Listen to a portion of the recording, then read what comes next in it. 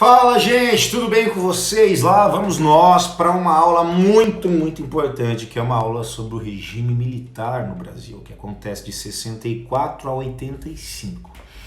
Antes, de a gente começar a aula e te dar o play, vou te pedir aqui para seguir a gente, ativar o sininho, compartilhar essa ideia, esses vídeos com outras pessoas, porque isso ajuda bastante a gente, beleza? Então, lembrando que essa aula, ela é uma aula muito importante para essa galera que está aí querendo se preparar para vestibulares, para Enem, uma aula que traz aí as principais informações sobre o conteúdo que ele geralmente cai nessa grande maioria das provas. Então, agora vamos para o conteúdo. Primeira coisa que você precisa lembrar é quem governava o Brasil antes do regime militar. Essa pessoa era Jango. Jango estava no poder.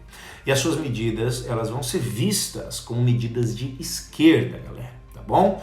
E essas medidas de esquerda vão se tornar uma ameaça para muitas classes dentro do Brasil, que vão ser vistas como medidas comunistas. E ainda para a gente lembrar um pouquinho mais, para te dar uma bagagem histórica interessante aqui, você precisa ver um contexto mundial, A gente está vivendo em um contexto mundial de Guerra Fria. O mundo passa pela Guerra Fria. E dentro desse conceito de Guerra Fria, você tem dois blocos que são totalmente diferenciados. O bloco capitalista e o bloco comunista. Existe uma guerra entre os dois, tá bom? Então, óbvio que o Brasil, se aliando ao modelo capitalista, buscaria impedir qualquer tipo de ideia comunista. Muito bem. Logo, o governo de Jango perde apoio. E entre os dias 31 de março e 1º de abril, ocorre o que a gente vai chamar de golpe militar. Que vai ocorrer, inclusive, é curioso, sem reação do próprio Jango, tá bom? Logo, em abril de 1964, você tem João Goulart sendo retirado do poder no Brasil, e nós temos aí o início daquilo que a gente vai chamar de período do regime militar brasileiro. Importante que no período em que ocorriam essas ações, as pessoas não falavam em golpe militar, e sim em revolução democrática, O que não vai acontecer, A princípio, a democracia ela deveria retornar, faz sentido, porque o objetivo era acabar com a ameaça comunista. Mas o comando do Brasil é assumido pelo Comando Supremo da Revolução. Guarda esses nomezinhos aqui. Primeiro deles, gente, é o Augusto Rademacher, ministro da Marinha. Na sequência, a gente tem o Francisco de Assis Correia de Mello, ministro da Aeronáutica. E o terceiro nomezinho, você precisa lembrar desse terceiro nomezinho aqui, Porque ele vai voltar, ele vai reaparecer, ele vai ressurgir. Que é Arthur ficou ótimo, É Arthur da Costa e Silva, que era o ministro de guerra. E o que esse Comando Supremo da Revolução vai criar? O AI-1. E o que é o AI-1? AI significa ato institucional. Era uma espécie de decreto, gente, criado pelo governo, E esse decreto, ele seria maior do que a própria Constituição do país. Logo, se existe um decreto que é maior do que a própria Constituição, ele contraria os princípios democráticos de um país. Logo, nós não temos um retorno à democracia. O AI-1, gente, ele vai reforçar principalmente o poder executivo do país, tá bom? Além disso, os direitos políticos de qualquer cidadão poderiam ser suspensos por até 10 anos. Mandatos legislativos, federais, estaduais e municipais poderiam sofrer a mesma pena. E a galera que fosse vista como suspeita, como uma subversividade ou como comunistas, perderiam seus direitos políticos. Nesse período, políticos eleitos por voto popular, que não concordaram com o regime, perderam os seus mandatos. No meio dessa galera toda aí tem nomes conhecidos, JK, o próprio Jânio e o Jango tiveram seus direitos políticos negados, ou você pode encontrar uma outra palavrinha por aí como cassados. Cassados é uma palavra um pouco mais cheia de requintes. Seu mandato foi cassado, Por quê? Por se opor à ditadura, tá bom? Então, no AI-1 nós vamos ter pela primeira vez dentro do regime as eleições sendo indiretas para o presidente da República. Quem vai votar no presidente a partir do AI-1 é o Congresso, tá bom? bom? Então aí você entende que o poder de escolha do próximo presidente está entregue nas mãos do Congresso. Para que povo, né? Para que o povo vai decidir? Por que o povo tem que opinar? Deixa o povo sem opinar, vamos escolher a gente mesmo, porque a gente sabe melhor para o povo. Então, lembrando, houveram muito mais de 5 atos institucionais, mas nós vamos falar dos mais importantes entre eles, ok? Que são, se você fosse elencar, a gente vai lá dos 5 atos, mas se eu fosse colocar entre os 5 atos, os mais importantes, a gente vai ter o AI-5 e a gente vai ter o ato institucional número 2, tá certo? Então, eu quero elencar entre os 5 os que eu tenho que focar muito, sempre, o 5 e o 2, tá bom? São os mais importantes, tá bom? Deu pra tá acompanhando aí? Aí, ato institucional, tá indo, tá fluindo? Espero que sim. Vamos lá. Dentro desse período inicial, é importante a gente frisar que ainda existia uma imprensa relativamente livre, né? Que nesse período rolavam alguns protestos ainda. E outro ponto importante é que não eram todos os militares que defenderam esse golpe, tá bom? Existiam militares que defendiam o golpe com o objetivo de uma ditadura breve, tá bom? Eles queriam um governo curto que entregasse a democracia de volta para o Brasil, como era o plano inicial. Existiam. Essas pessoas, elas existiram, cara. Existiram, tá bom? Mas também existiam aquelas pessoas que eram de uma linha mais dura, né? Que era uma galera mais firme, né? Uma galera que não queria entregar o poder de volta à população. Isso de fato também ocorreu. Existiram essas pessoas. E, bom, se você conhece um pouquinho de ditadura, você sabe que lado prevaleceu durante o regime, né? Muito bem. Então agora que você entendeu que o poder foi entregue para o Congresso escolher o presidente, a gente vai para o nosso primeiro presidente dentro do regime militar. Vamos lá. São 5 atos, são 5 presidentes. Primeiro presidente, Marechal Castelo Branco. Marechal Castelo Branco. Ele vai governar o Brasil de 64 até 1967. E ele vem com uma ideia de uma democracia restringida, sim, mas seria a ideia de que não deveria ocorrer, a princípio, uma grande radicalização, certo? As coisas não precisavam ser tão radicais, não precisava de tanta agressividade. Na economia, vai existir a ideia de conectar as nossas relações internacionais. Adivinha com quem? Adivinha com quem? Chutou Estados Unidos? Acertou! Você acertou! Exatamente, Estados Unidos! Com os fins de modernizar o Brasil. Vamos modernizar o Brasil? Vamos modernizar o Brasil. Estados Unidos. Na educação, a metodologia vai se ligar também, adivinha com o quê? Estados Unidos também, trazendo esse viés empresarial para a educação, né? Uma ideia de educação com produtividade, com controle, né? E o resultado? Bom, o resultado é que matérias como a minha, no caso, elas foram afastadas. Porque, né? Porque história faz você pensar, né? Aí tá ruim, né? Muito bem. Aí surge a União Nacional dos Estudantes, né? Que vai ser vista como ilegal dentro desse período, né? O SNI, que é o Serviço Nacional de Inteligência, vai surgir nesse período, né? O objetivo deles era achar os comunistas, né? Vamos pegar esses comunistas aí, vamos pegar eles, né? Logo, se você entender, né? Se você não fosse oposição ao regime, né? Você fala, eu não concordei com o regime não, né? Mas não fosse comunista, não tinha essa opção, né? Porque para os militares, quem era a oposição era comunista, mesmo você não sendo. Então isso me lembra algumas coisas. Muito bem. A Constituição seguiu, tá? Existindo até 1946. Tá bom?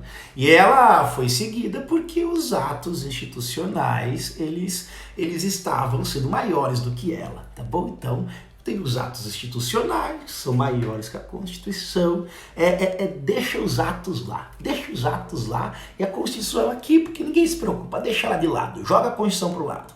Só nesse governo, gente, a gente vai ter 4 atos institucionais, tá bom? Em outubro de 65 surge o ato institucional número 2. E o que rola dentro desse ato institucional número 2? O bipartidarismo. Exatamente. O país agora tem 2 partidos. É só 2, não tem mais do que 2. O Arena, Aliança Renovadora Nacional, e o MDB, que era o Movimento Democrático Brasileiro. Né? E aí, se a gente for pensar, isso é uma estratégia, né, de mascarar a ditadura, né, em virtude dos movimentos totalitários, né, que já aconteceram no mundo. E movimentos totalitários, né, acreditam em um partido só. Então, para ninguém falar que a ditadura brasileira... Não, mas a ditadura teve democracia, tinha partidos políticos. Pô, tinha 2.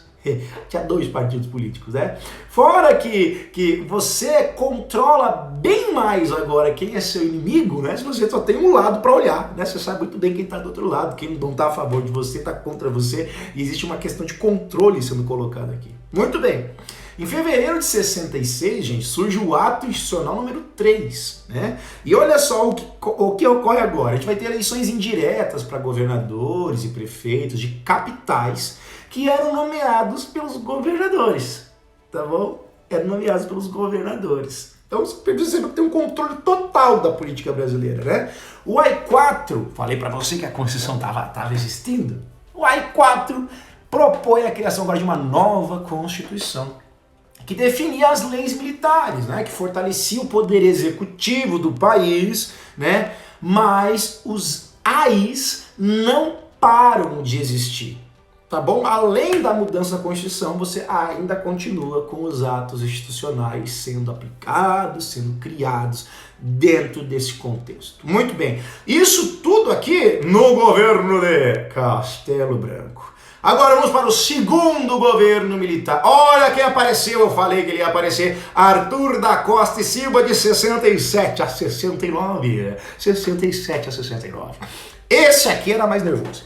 Esse aqui, ele era mais nervoso, ele era mais miniatura, né? E ele começa a governar de uma forma bem mais repressiva, tá? No mundo, a galera pede um contexto mundial, né? Pede o fim da guerra que está acontecendo no Vietnã, né? Então você tem os movimentos hippies que se tornam cada vez mais fortes nos Estados Unidos. É o pedido para que a galera que foi lutar nessa guerra volte para a América, né? Na França, os estudantes eles começam a se rebelar contra o sistema educacional. Então estão acontecendo várias revoltas. A gente vai ter a Primavera de Praga, né? Resumindo, tá todo mundo mais questionador no mundo. Isso não vai ser diferente aqui no Brasil, né? Questionando as suas autoridades, questionando os seus governantes, né? Uma coisa que a gente deveria fazer, inclusive, e é algo que hoje, graças a Deus, a gente pode fazer de maneira livre, né? Só que isso não era bom para os militares. Porque o que eles estavam fazendo não era algo que abria espaço para discussão, democracias, tá entendendo? E aqui ocorre o aumento das críticas diretas ao governo.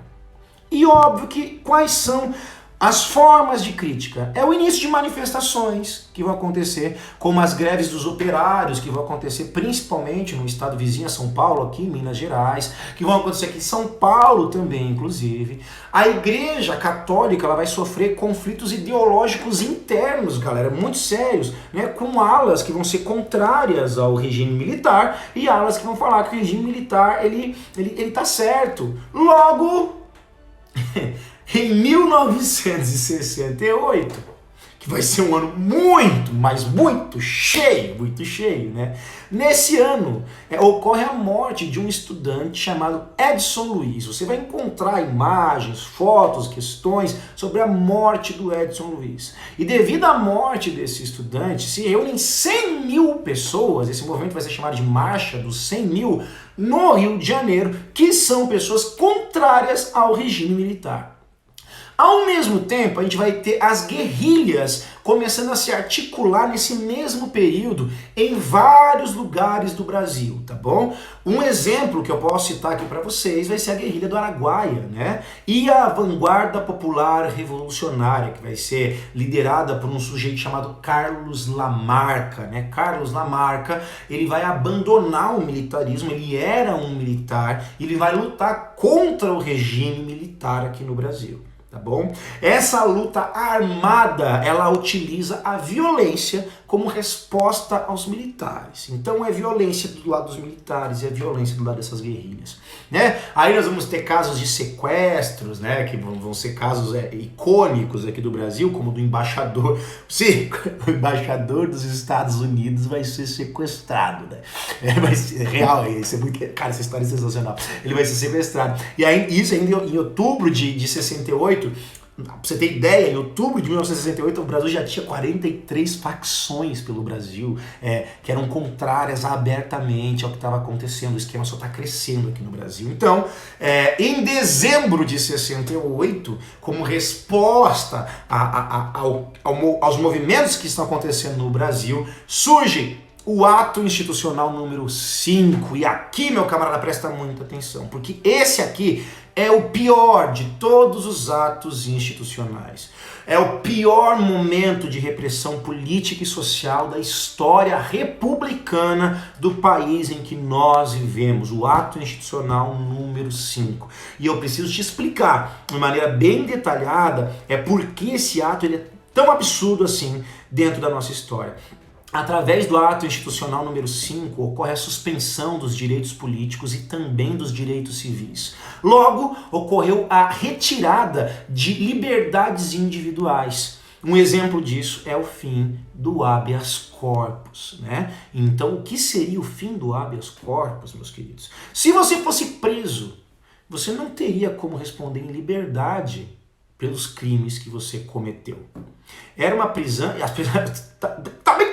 Tá complicando, né? As prisões poderiam ocorrer sem ordem judicial, né? Se opor ao regime não era algo cabível, né?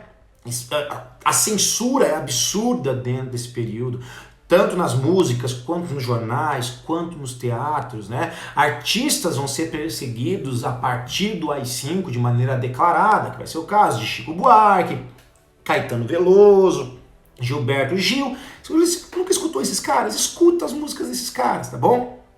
E é legal que surgem músicas nesse período com mensagens subliminares, né? Por quê? Porque as músicas, elas não poderiam ter nenhum tipo de teor de crítica ao regime, obviamente, senão você ia se dar muito mal, né? Mas algumas músicas eram feitas de uma forma que conseguissem burlar a censura, né? Burlar esse controle sobre aquilo que era exposto para a sociedade, né?